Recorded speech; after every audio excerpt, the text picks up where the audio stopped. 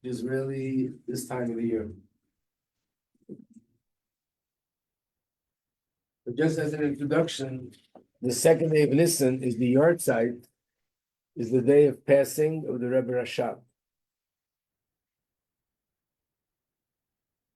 And the Rebbe added that besides the fact that it's a day of passing of the Rebbe Rashab, it also has another point, and it's the first day that the previous Rebbe took on leadership.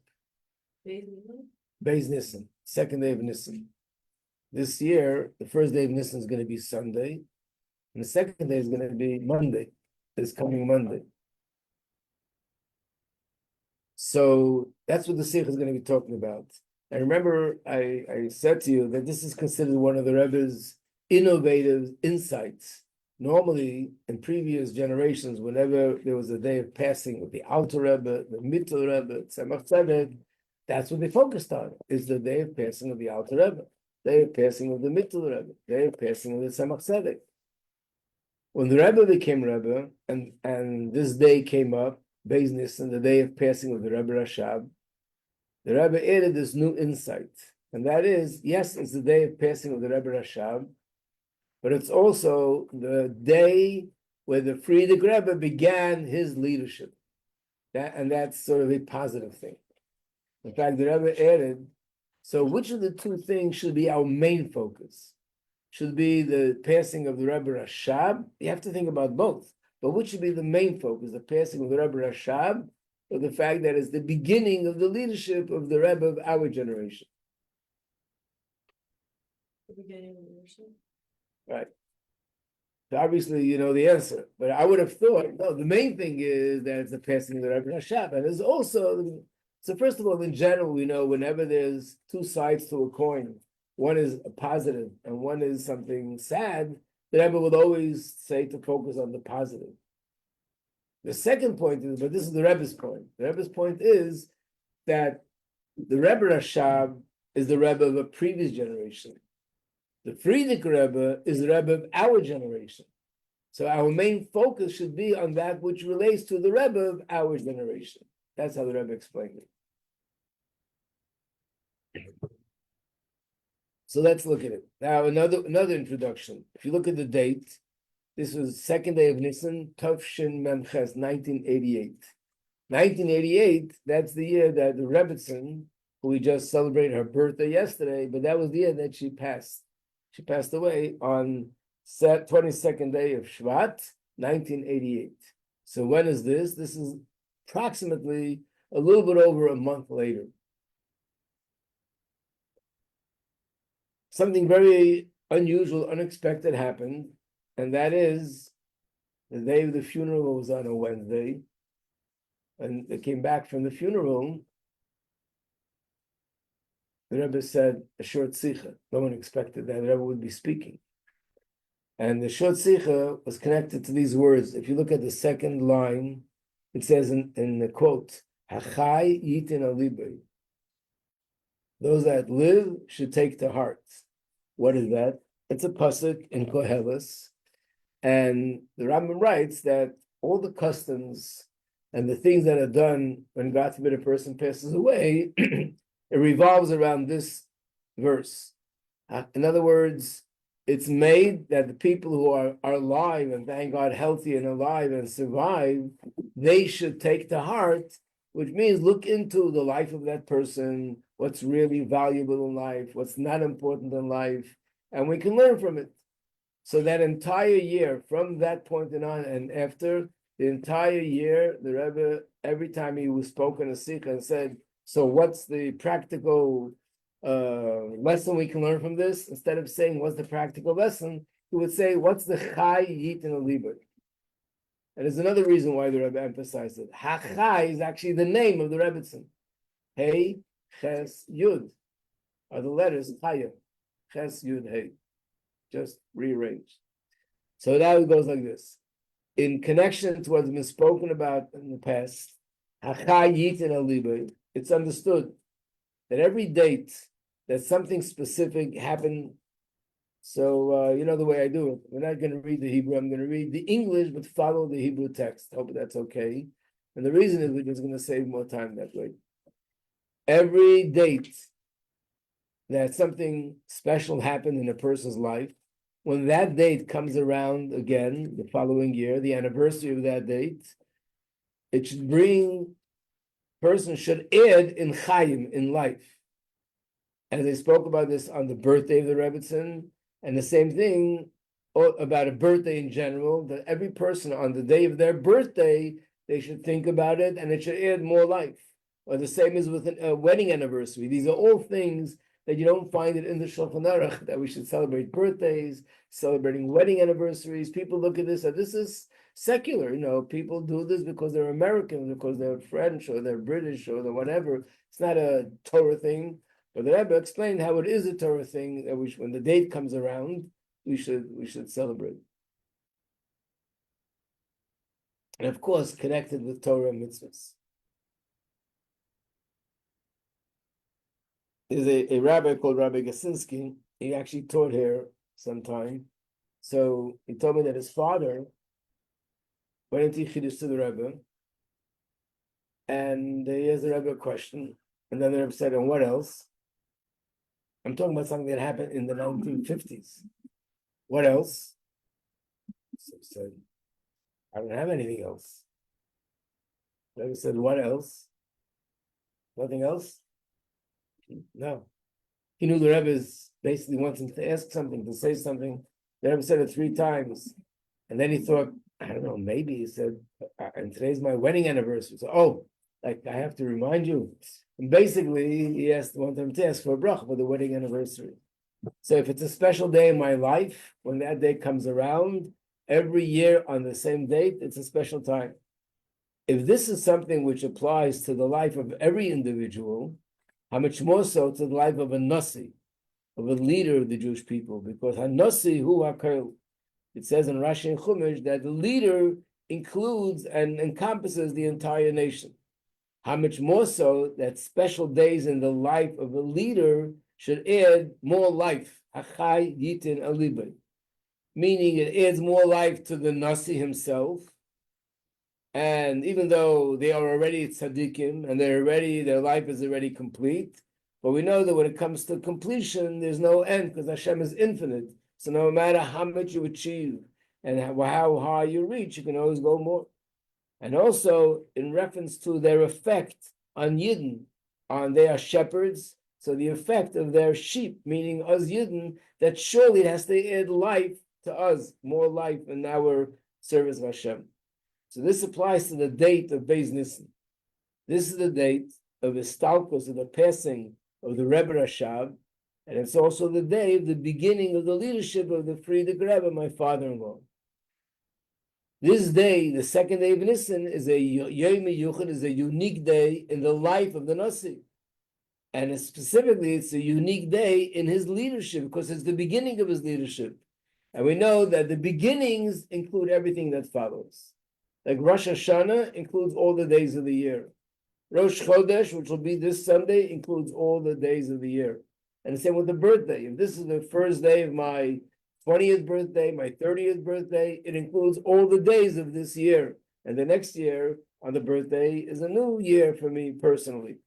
So the same with the Rebbe, that includes, being that this is the day that he became Rebbe, it includes all the years that follow of leadership.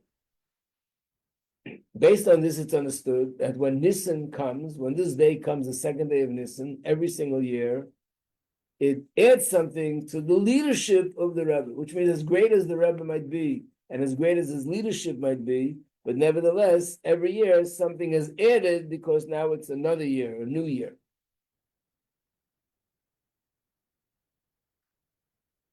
Let's turn to page 348. So even though one might say, well, wait a second, what do you mean something's added? You're talking about after they already passed. And the answer is because even after the Rebbe passes, there's still not only also, but even more than ever before, that the Rebbe is constantly rising to higher and higher spiritual heights. In fact, one of the customs are in Chabad that you say the tefillin of your age, right? So when the Friedrich Rebbe passed away in 1950, everybody was saying chapter 70 because he was 69 years old. He passed away a few months before he turned 70. When the Friedrich Rebbe turned, when the birthday came, what do you do now? People figured, okay, you just keep saying 70. Doesn't make sense to say 71. So he asked the Rebbe. And the Rebbe said, no, you say 71. The next year you'll say 72. And the next year 73.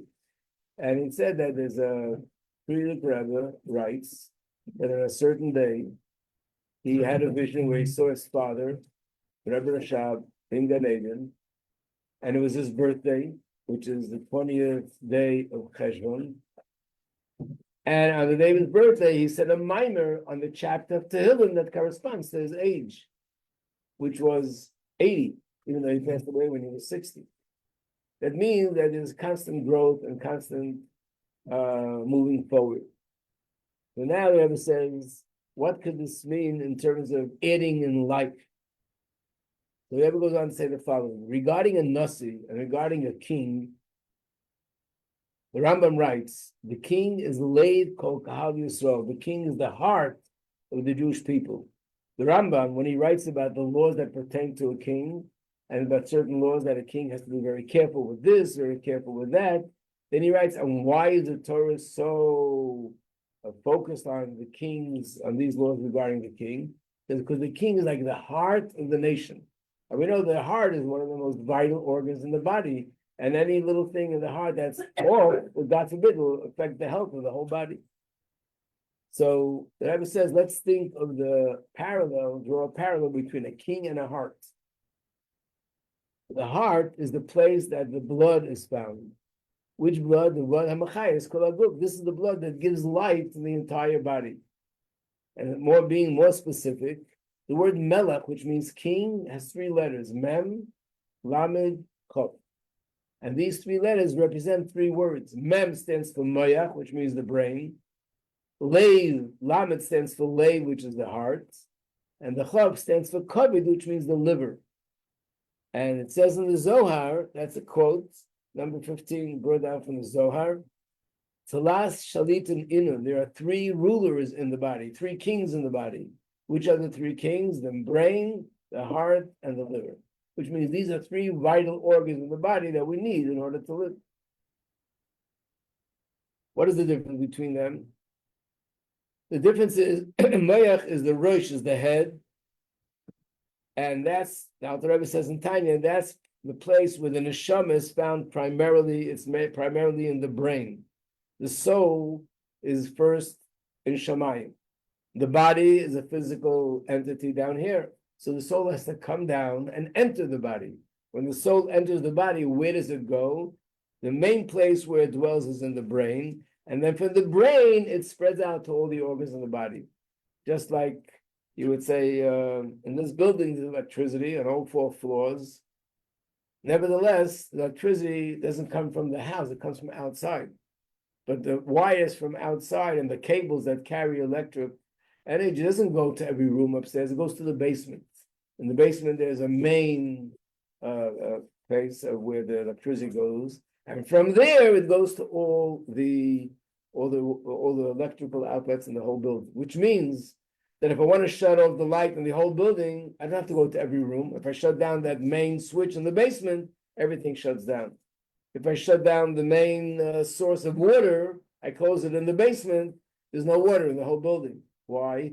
Because the water that comes to the building first comes to a main spot, and from there it spreads everywhere else. That's how the neshama follows the same pattern.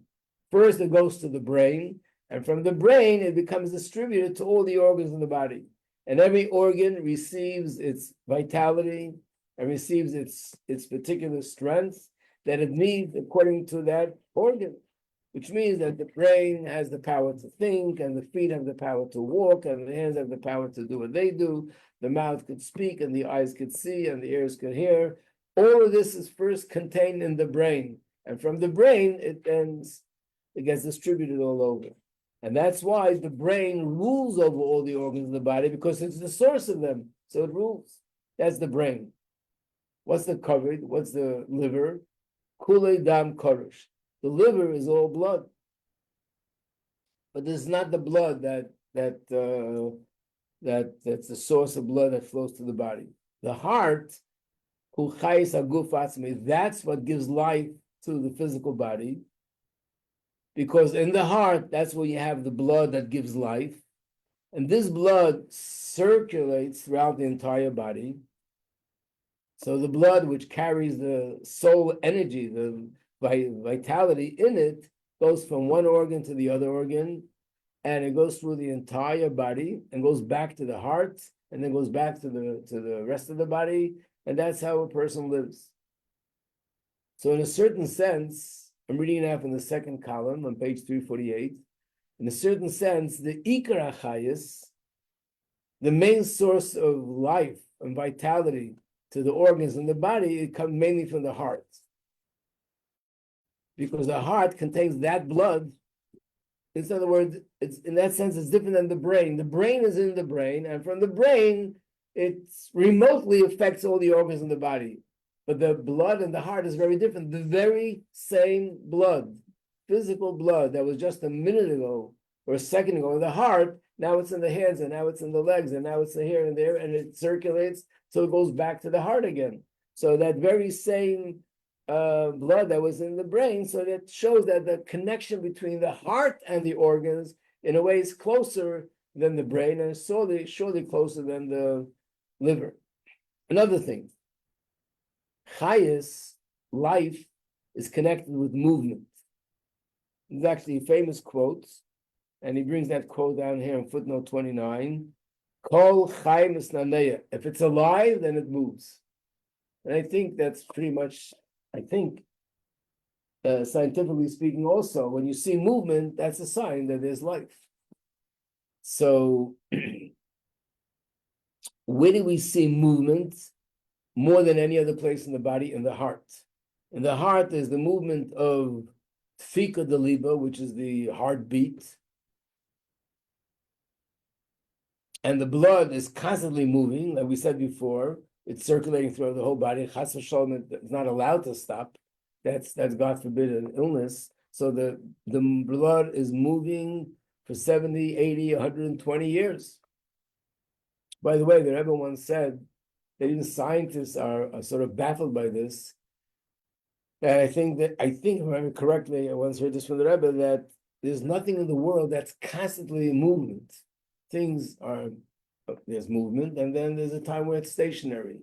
The heart is something which is constantly beating all the life of a person as long as he lives. There's no resting. The heart doesn't stop. Chas v'shalom. So movement is connected to the heart. In the liver, you don't see that much movement, and in the brain, you don't see the kind of movement that you see in the heart. The same applies to a king. Adar, this is again drawing the parallel between the heart and a king. Adar is there, but Nasi, the same thing is with a king or a Nasi, is called the heart of the Jewish people. There's also movement, Asher Yetziim, Asher Yeviyim, which means that he brings them and he leads them in and he brings them out, which means he leads them out to war or he leads them in their city, that the king is constantly involved in leading and guiding all the activities of the people that are under his rule. So basically, the king is the source of chayis, just like Hashem gives chayis to the body, to the brain and the heart, and from the heart, it travels throughout all the organs of the body. Hashem gives chayis to the nasi, to the melech, to the king, and from him, it goes to all the under his rule. So when this day comes, which is the beginning of the leadership of the Frierdiker Rebbe, that means that there's new life being added to the heart, which is the Rebbe. So that means that this has to add life to all of us, because he's the heart of all of us, and that life that he's adding should manifest itself in physical life, not just spiritual, but also in a physical way. Page 349. Gimel.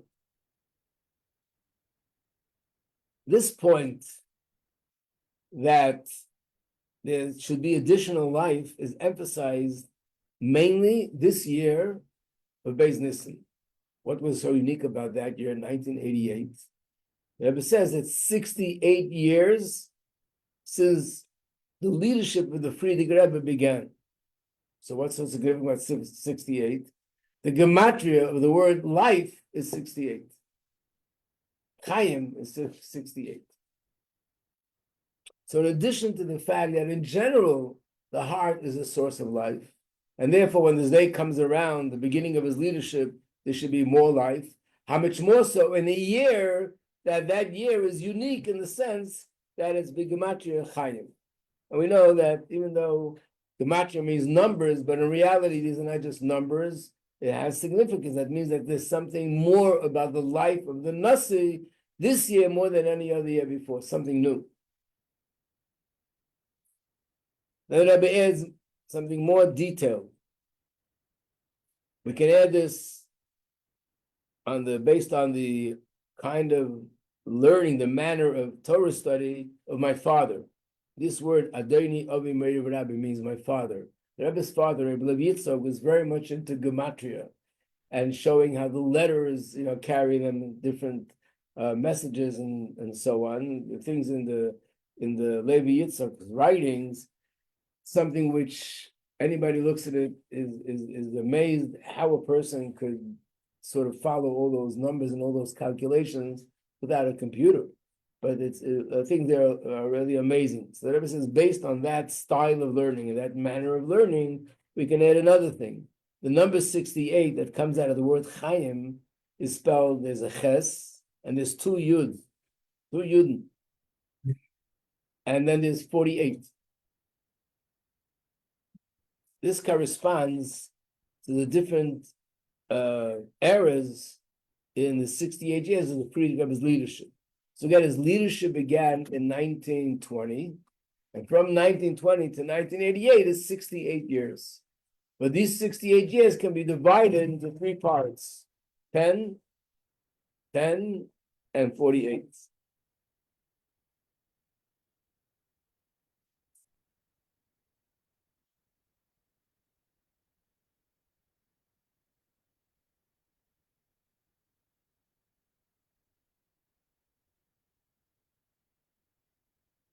So how does it in the letters of the word Chaim? Said they once spoke about this, that the 30 years of the Frierdiker Rebbe's leadership, in general, Frierdiker Rebbe was his leadership began in 1920 when his father passed, and after that,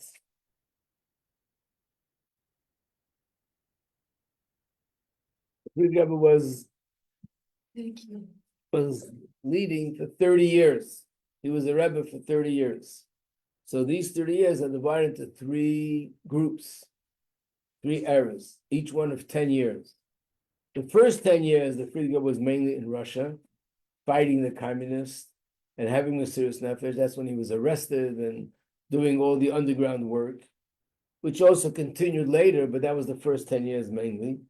The second 10 years, he had already left Russia and he lived mainly in Poland. In Poland, it was a different kind of Avodah. Poland is a place that never, up until that point, hardly had any exposure to Hasidus Chabad. There were other Hasidim in Poland, and they're the ones who dominated Poland. Once the Frierdiker Rebbe came, he began to spread Hasidus Chabad in a new geographic location, which is Poland, and that's been the second set of 10 years. The third set of 10 years when the Frierdiker Rebbe came to America, and that was a whole different kind of avodah that was going on. So based on that, we can say the following: that the word Chaim has in it two Yudin. The two Yudin represent Asar Harishan Vashenid and Siyusid, the first 10 years of his leadership and the second 10 years of his leadership. And Mem Ches, the other letter of 48, represents 40 years of leadership in this country. How are there 48 years of leadership in this country? The first 10 years is from 1940 to 1950. And the next 38 years is everything that's continuing to happen by following his path from 1950 to 1988. In other words, from 1950 to 1988 is really the Rebbe's leadership. But we know the Rebbe always associates his leadership with the Frierdiker Rebbe's leadership. He's the leader, and I'm just hands and feet that through which the Frierdiker Rebbe is making everything happen. So the Rebbe refers to these 48 years as 48 years of the previous Rebbe's leadership. So it's all hinted in the word Chaim. So how many years is it from 1940 till 1988? It's 48 years. But in the 48 years, there's two parts. 10 years where he was physically here in this world, and 38 years is after his passing, where everything is still continuing because of his inspiration. Then the Rebbe says, want to make you aware that the number 48 is B'gematria, another word which is Chayo. And it's B'gematria 2 times 24. What's 2 times 24? So the Rebbe says there's a Maimer for the Alter Rebbe about the word Katkod, which is 2 times 24, and so on. And then if you look in other places, you'll see more, where there is more things to say about Chaim and so on and so forth. Now we'll go to page 350. I don't think you have that, right? So let me give it out. Let's see, the other one was that's all. What? What was the other one that's off the Gematria 48 that's not fine? Hayil with the lamed. Thank you. Hayil, which means a soldier, or it means strength.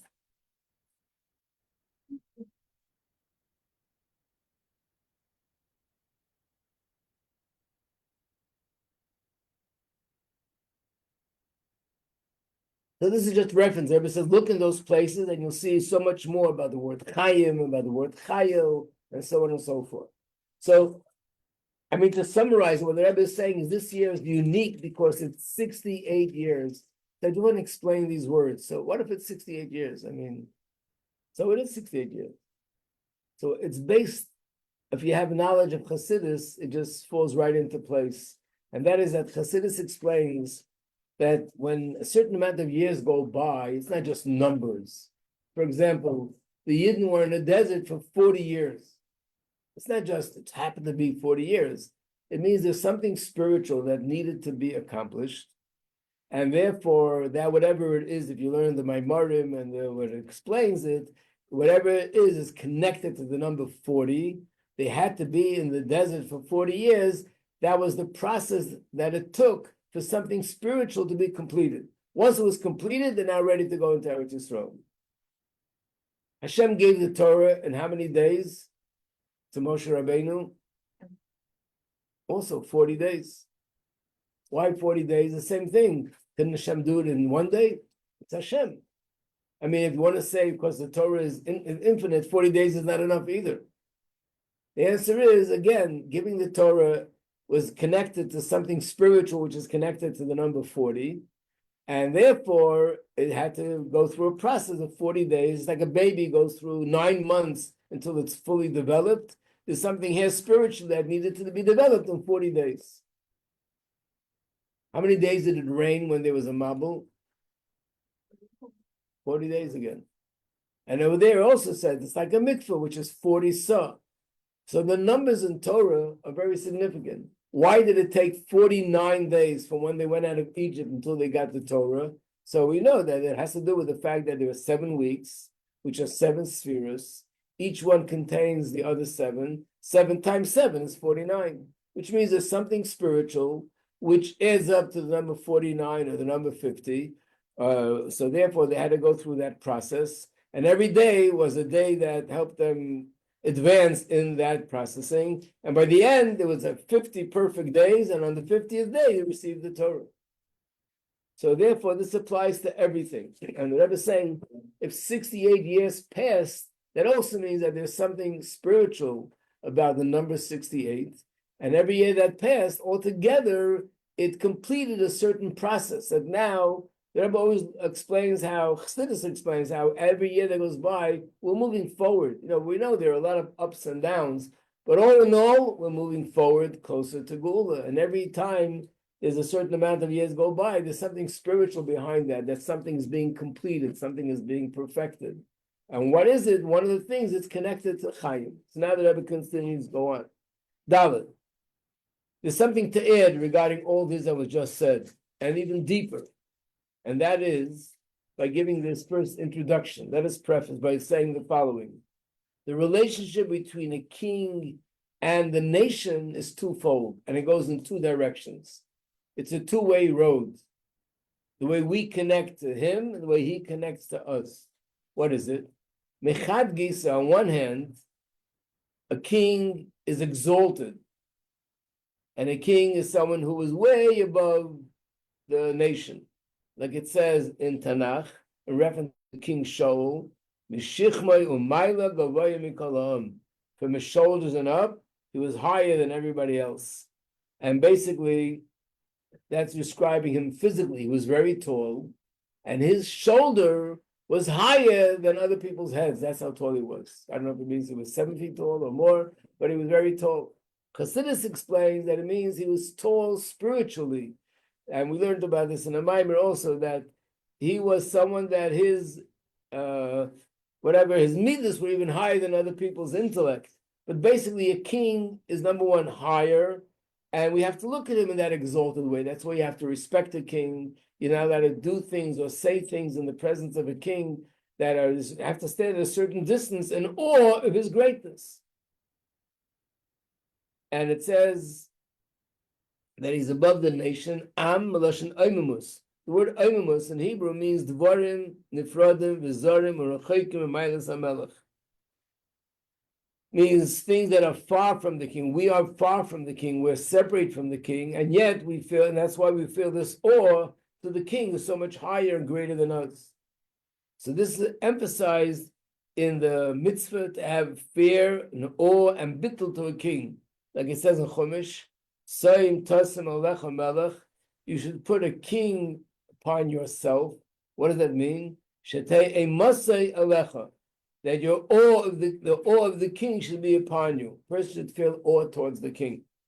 Halachically, you're not allowed to watch, observe a king taking a haircut, a king bathing, a king doing something personal, which is what everybody else does, because you have to have that feeling of awe. And if you see the king doing things which to the surface it looks to me like he's just like everybody else, it takes away that awe and that distance between me and the king. So therefore there has to be that feeling. That's on one hand. On the other hand is the opposite.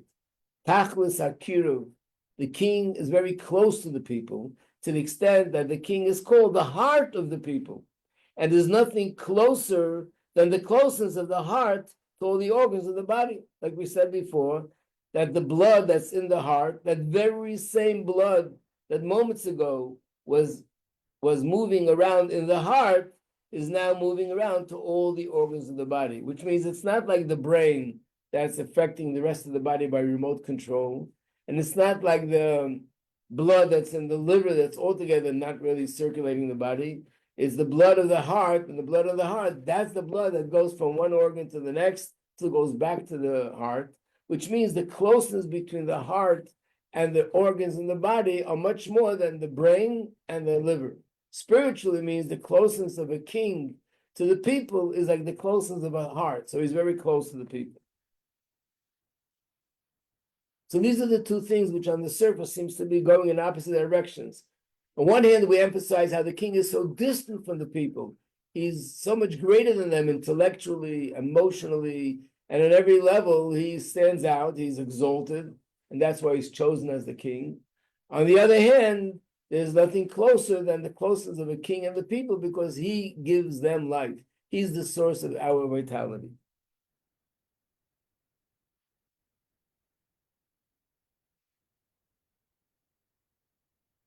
There's something more to this. The closeness between the king and the people expresses itself in two ways. I underlined it. And it says the following: not only regarding how the king gives life and vitality to the people, which means that Hashem gives life to us through the king, but also in the reverse, that the king's life depends on the people. Like it says, a melech b'layam. These 4 words are a source of hundreds of pages of Maimorim and Chassidus about a king. Ein melech b'layam, there is no king without a nation. Who's the original quote? Actually, the original quote is somebody who was not so well known, but his brother was very well known. And that's for many people, that's his claim to fame. Who was his brother? His brother was the Maharal of Prague. The Maharal of Prague, who wrote many, many books. In fact, the Rebbes of Chabad are all descendants of the Maharal of Prague. The Alter Rebbe was 7 generations, son after son after son, from the Maharal of Prague.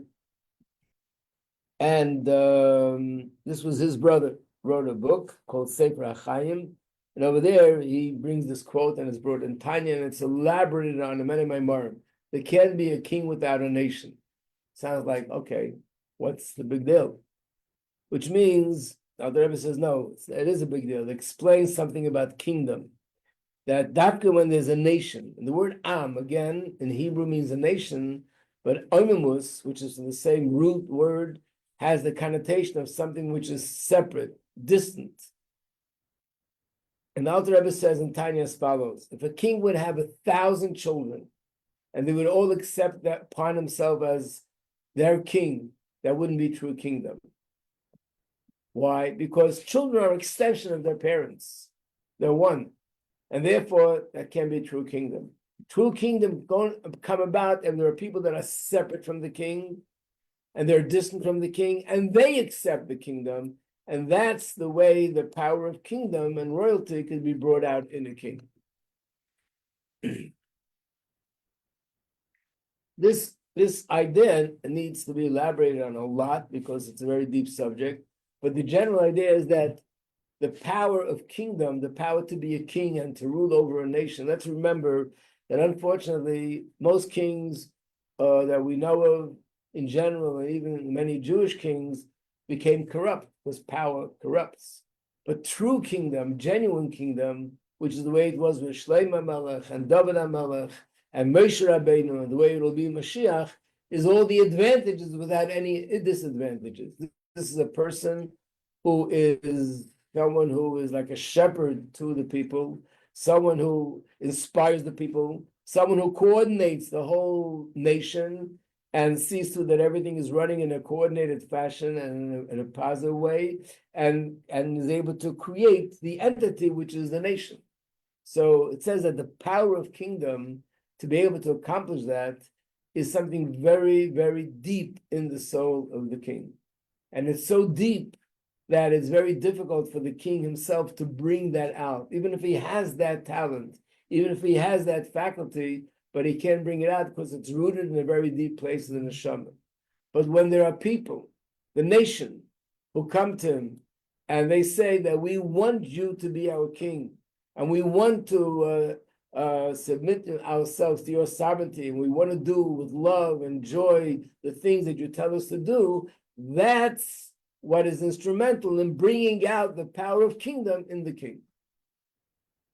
And that's what we find in Tanakh, that when they appointed a king, Shlomo Melech or other kings, people got together and they rejoiced and they played music and they were dancing, because this was something done with simcha.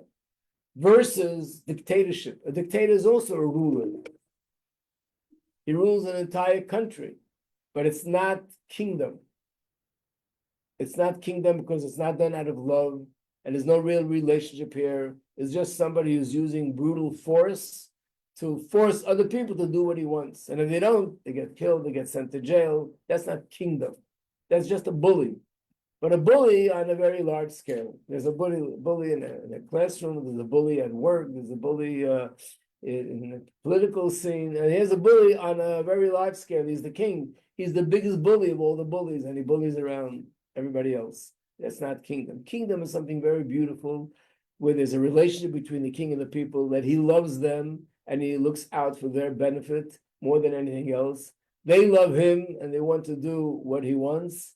And that kind of power, to be on a scale of not just a classroom or a scale of just a family, but on a scale of an entire nation, that is something which needs the people to bring it out. And mainly it comes out by their willingness for him to be their king. So that's what it means. Ein melech b'layam. A king can be a king. The power of kingdom can't rise to the surface without the nation bringing it out. Got it? To be continued on Friday. Mirz Hashem. We'll come to the next part of the sikha. Okay.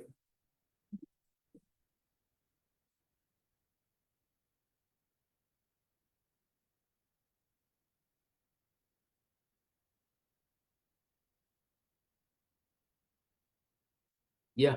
And the other questions, the ones that are blacked out, you like, don't do them anymore? There's a note. there. Yes, no, this, the new edition. I think change means the reference where it is.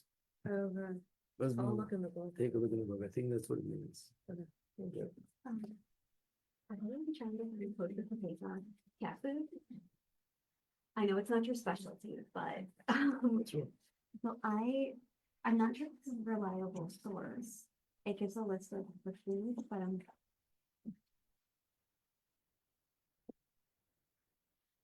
It says kosher Pesach. I mean, who is COR? yeah. Today is Wednesday. We will be here tomorrow? Yeah. Ask Rabbi. Oh wait, no, I won't be in person tomorrow.